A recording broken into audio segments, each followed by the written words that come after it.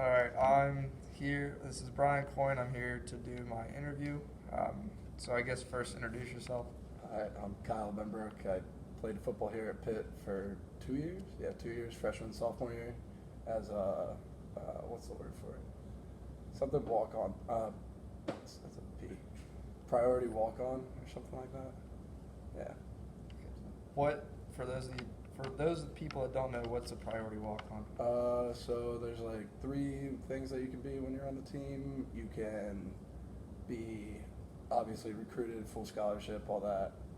And then second one is priority walk on, where they recruit you. They don't have a scholarship necessarily for you at the time, but if you stay for like a couple of years, you'll probably end up getting one based on if people leave and stuff like that. And then you can just be like an ordinary walk on, where you go to Pitt and try out for the team, stuff like that, and walk on. Cool. All right, so getting a little more into the priority walk on, that must mean that a coach was looking at you while you're in high school. Is that the case? Yeah, yeah.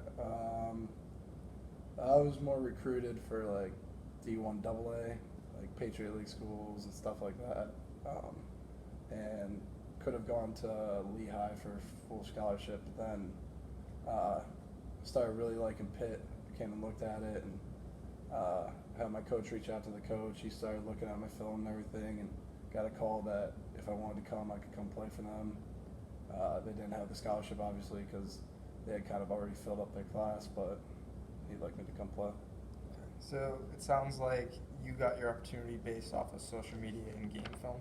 Is that fair to say? Yeah. I mean, there's a lot of that involved because, like, everybody, coaches do a lot of recruiting actually through Twitter, or at least used to a couple of years ago. I'm assuming they do it even more so now. Yeah, they do now. My brother, he got recruited through Twitter. Yeah, I mean, I was re-downloading Tinder just like last month. I mean, I was looking at like old DMs, and it's like coach after coach after coach, just because that's the best way they can reach you, because they don't necessarily have your phone number, and a lot of us come from a lot smaller schools. So. So kind of staying on the social media track, I know a lot of people and athletes in particular will tweet out like, I'm blessed to receive this offer or announce their commitment. When you entered Pitt as a priority walk-on, did you do anything, or did you reach out to social media to anyone else, either players from your high school or your friends? I mean, I think I posted something on Facebook and Twitter, something along the lines of like, I'm going to play football at Pitt. I think I might have gotten a graphic for it. I forget if I got a graphic or not. But if I got a graphic, I definitely tweeted it out. But you wouldn't say you were super active on Twitter when it came to the Not necessarily, no. At least compared to other people. No. I mean, a lot of it is like, a lot of the stuff that you see is like high-end recruits and stuff like that, because they're receiving a ton of offers, and, coaches want them to put it out there, but I don't know. I guess mine was a little bit more under the radar. Like, didn't really tweet it out too much. Gotcha. So can you talk about your time with Coach Narduzzi a little bit, like how you first met him and how your interactions went with him? Coach Dews, I met the first time when I came out here for like a pre-enrollment visit during the summer after senior year. I had been talking to the O-line coach and the tight ends coach were the two that were talking to me when I was getting recruited. But me and Narduzzi, I mean, it was his first year. He was beyond excited. He's a really nice guy. He knows football a lot. And it was kind of just nice to see that a coach cared about you a little bit, because he actually does. You may hear a story here or there, but like anybody, he's a human. He may say something wrong or something at a given time, but all in all, I like dudes. All right, so we're going to switch gears and talk about your time actually on the team. So the first thing I'd like to ask is, how did technology play a role in your training? In class, one of your former teammates, Dane Jackson, said you guys used to wear heart rate monitors during practice and stuff like that. So I never had to do the heart rate monitor, but for a lot of the skill positions wear those. Maybe one or two linemen just in case, but I'm pretty sure it was mostly skill positions. Or we had a couple of guys that year going to the draft. They like to have them on it because they don't want to be injured. I mean, obviously they care about us too, but there's a certain amount of data that you can go through and look at. So, maybe have it on priority players rather than me, who's not necessarily going to be playing in a game, like that. Right. But honestly, technology, we all get a team issued iPad where it logs how many hours of film you watch. You're expected to watch film. You're supposed to watch practice film, game film, opponent film. Every sort of film that you can get, you should watch. And coaches will be sending you stuff to look. Playbooks are all on it, so you got to memorize your playbook through that. And then just generically technology-wise, I mean, there's a lot of, when it comes to rehab, it's not necessarily like electronic technology, but geez, there's so much that you can do for rehab now that, you look at guys, it used to be tear your ACL like minimum 9 months out, and now it's like you can tear your ACL and potentially come back 6 months later because just everything is tracked, everything is written down. It's much more formulaic now, even though it is customized to everybody. It's kind of weird. Cool. So the other aspect of social media and that kind of thing is how did it impact team chemistry? I would think, at least from my time on my high school teams, it helped us all become closer than we normally would be, just because we communicate outside of practice. Is that the same case with you guys, or talk a little about how Twitter and Facebook and them helps you become a better team, or maybe not a better team? I think there are two parts to that. There's the one part where everybody's way more connected. I think we used to post like what we were doing on like Snap stories, and like random guys on the team would hit you up and be like, "Hey, can we come over?" And Twitter, like, tweet out what we were gonna do. People would be hitting you up. Obviously, it gets the team together a little bit more. You post some pictures of the team, tagging people. Like, everybody starts feeling a little bit more like a brotherhood rather than just individual people. Mm-hmm. But on the flip side of that, it is a group of 118, something like that. I think it's 118. Student athletes who, by and by, are all like alpha personalities that things can conflict. So, I know I got in a conflict one time about a post on social media just because like it was like unnecessary to do it, stuff like that. Minor stuff, but all in all, that actually kind of brings the team together a little bit more too, because you end up having a little bit of a like brotherly fight, and I don't know, you start thinking about people doing it and you get together a little bit more. So. This isn't on my question list, but since it just happened, I'm going to ask. About the Juju and Antonio Brown kind of social media beef they have going on. Yeah. How did that, from opposing teams or like opposing fans, if you guys even saw that or if you blocked out the noise, how did that give you motivation, if any? I know people talk about how the Patriots use that bulletin board material. Did you guys have any of that in terms of like Twitter, Facebook, Instagram? You see everything. We play Power 5 ACC football. Right. So I figured you definitely. There's definitely the big one. I remember Clemson called us out the one time. Somebody on Clemson said something to us back when we beat them our sophomore year. Back when they were, I think they won the title that year. They were 12-1. They won the title, or 14-1. They won the title. The Deshaun Watson year. Yeah, the Deshaun Watson year, when James Conner and my roommate had a pick. It was Salim that had that big pick going down to the end. But you definitely see stuff like that, and it's hard to block it out. You don't necessarily even block it out. You do use it as motivation, and you just don't respond. There's no problem with using it as motivation. There's no problem with thinking about it like that, because, what else are you supposed to do? Actually take it seriously that someone's calling you out, calling you a bad football player, a bad football team? No, you don't do that. What you do is you don't respond. The second you respond, then it becomes a huge issue with that. And that's a big thing that you kind of learn in football is, if someone's talking something bad to you, don't respond. It'll make them angrier, and angry people are off their game. You're on your game, so. Cool. All right, now. In terms of the Juju thing. Oh yeah, give me your thoughts on that while we're on the kind of subject. Thing? Yeah, what are your thoughts on Antonio Brown and Juju? That's the classic example of AB got too big in his britches for a second, and he tweeted something that he probably shouldn't have tweeted because you know that they were friends when they were on the team. You know they had to have been friends. I mean, there's no way. I mean, they love to call people out, but look what happens when you start calling people out. You're gone.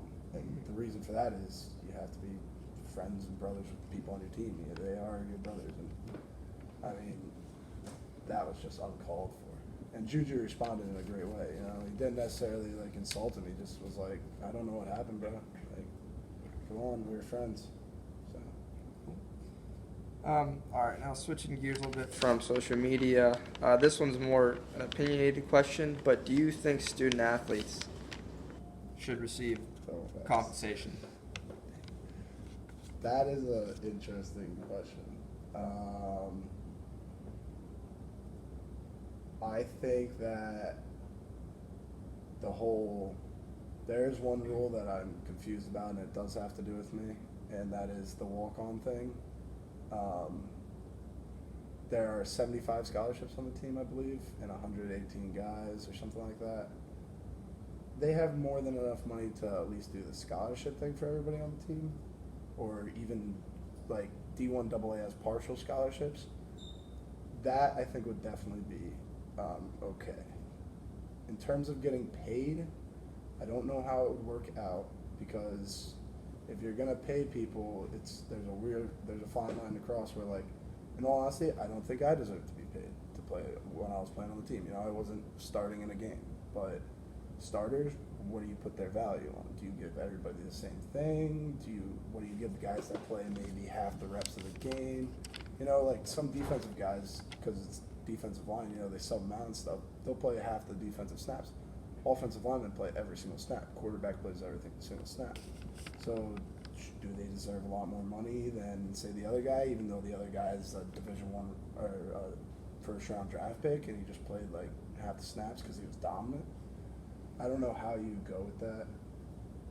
And what a lot of people don't realize is each of those scholarships is worth like 80 grand a year.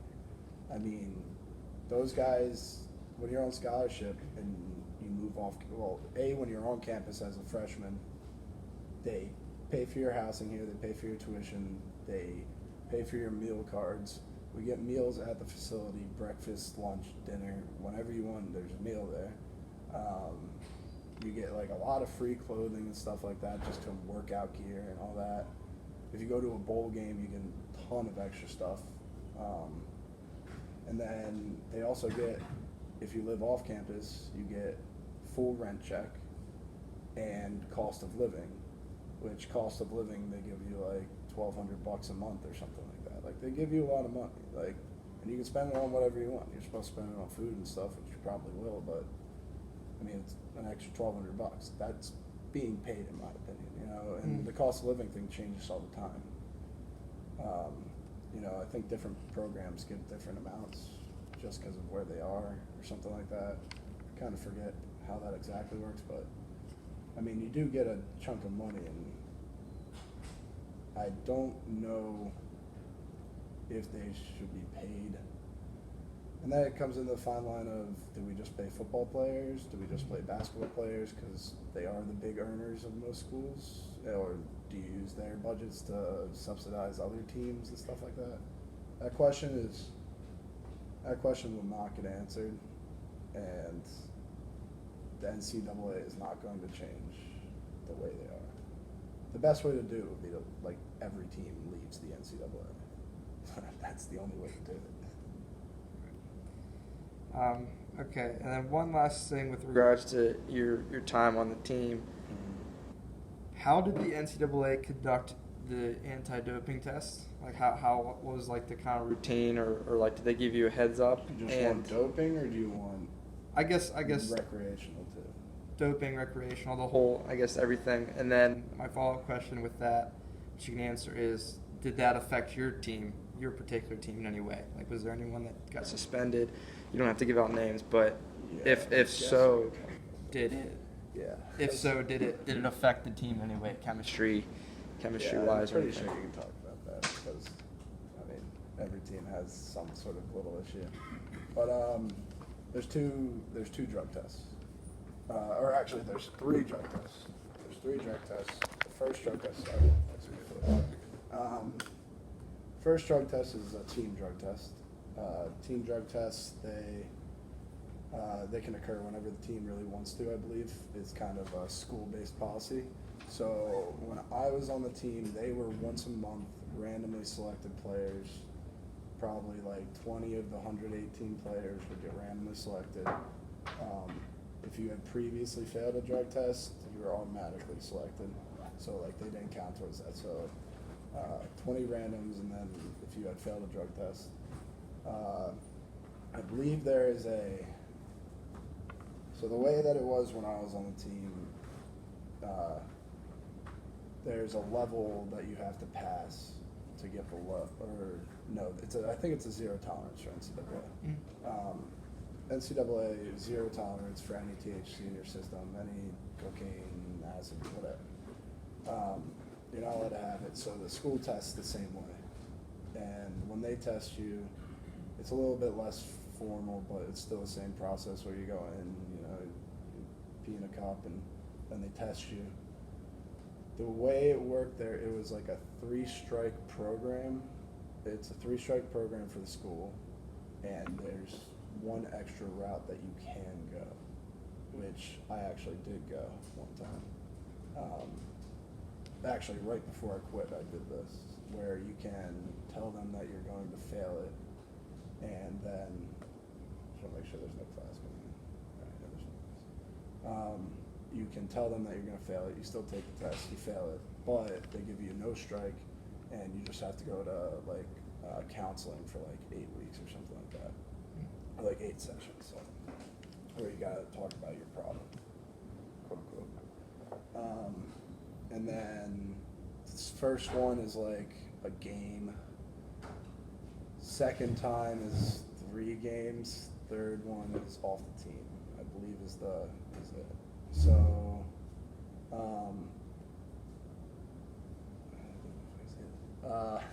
don't know. As long as they're not going to see this, will they know that this is me? I don't know. If it's about a name, I would probably just leave it out. It's not about a name. There are certain times when like one of those happens, and maybe the guy's got a sprained ankle also, so they might be putting an air cast instead of coming out and saying they're not playing in a game because of weed, that they're injured, quote unquote. Okay. That would happen. We get the idea, but Yeah. okay. That happened a couple of times, and it's not necessarily uncommon to fail a drug test. Like, it's not like too frowned upon. It's like, come on, put your shit together. Like, let's go. But then NCAA, I believe, is the same thing. 1 game, 3 games, done, or something like that, or like whole season, something along those lines. They do random drug testing too, but not as frequently.